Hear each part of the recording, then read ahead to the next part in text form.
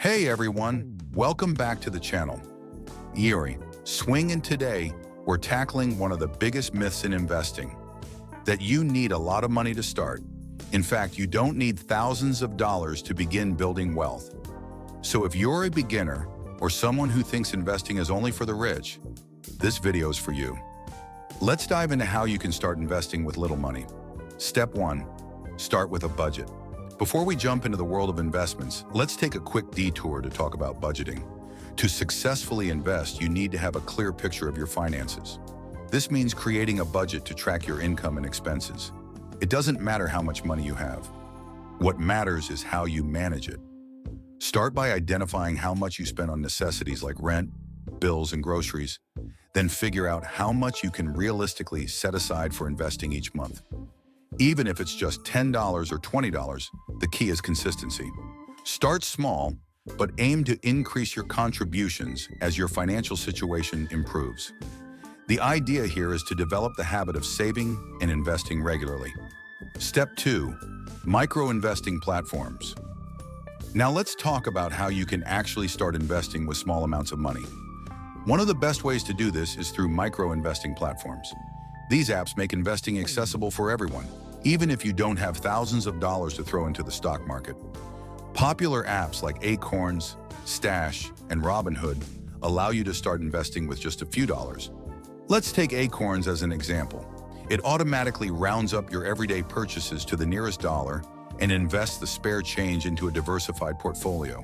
So, if you buy a coffee for $3.50, Acorns will round it up to $4 and invest that 50 cents. Over time, these small investments add up without you even noticing. Stash, on the other hand, allows you to start investing with as little as $5. They even have educational resources to help beginners understand the basics of investing, which is a huge plus if you're just starting out. Step 3, low-cost index funds and ETFs. Next, let's talk about some investment options that are perfect for beginners. Low-cost index funds and exchange-traded funds, or ETFs. These are great for anyone starting with little money, and here's why. Instead of trying to pick individual stocks, index funds and ETFs allow you to invest in a whole range of companies at once. They track a specific market index like the S&P 500, meaning you get exposure to the entire market with just one investment. What makes them perfect for small investors is that they're relatively low cost, and many brokers allow you to invest in them with no minimum deposit requirement. For example, platforms like Vanguard, Fidelity, and Schwab offer some of the best low-cost index funds and ETFs. The power here is diversification. You're spreading your money across a variety of companies, which reduces risk. Even with a small amount of money, you're able to participate in the performance of the entire stock market. Step 4, the power of compounding. Here's where things get really exciting. The power of compounding. The earlier you start, the more you'll benefit from compound interest.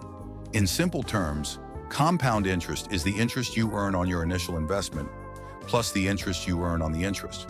This means your money grows exponentially over time, and even small amounts invested early can turn into significant sums. For example, if you invest $50 every month for 30 years at an average return of 7%, that could turn into over $100,000. And that's just from small, consistent contributions.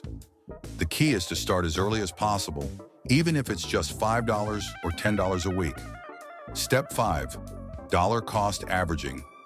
Another great strategy to use when investing with small amounts is called dollar cost averaging. This means investing a fixed amount of money at regular intervals, regardless of the market's ups and downs. So if you're putting in $50 a month into an index fund, you'll buy more shares when the market is low and fewer when the market is high. Over time, this approach helps reduce the impact of market volatility and can result in lower average costs for your investments. The strategy helps you avoid trying to time the market, which can be risky, especially for beginners. Step 6, reinvest your earnings. Once your investments start to grow, it's important to reinvest any earnings, whether that's dividends or capital gains, instead of cashing them out.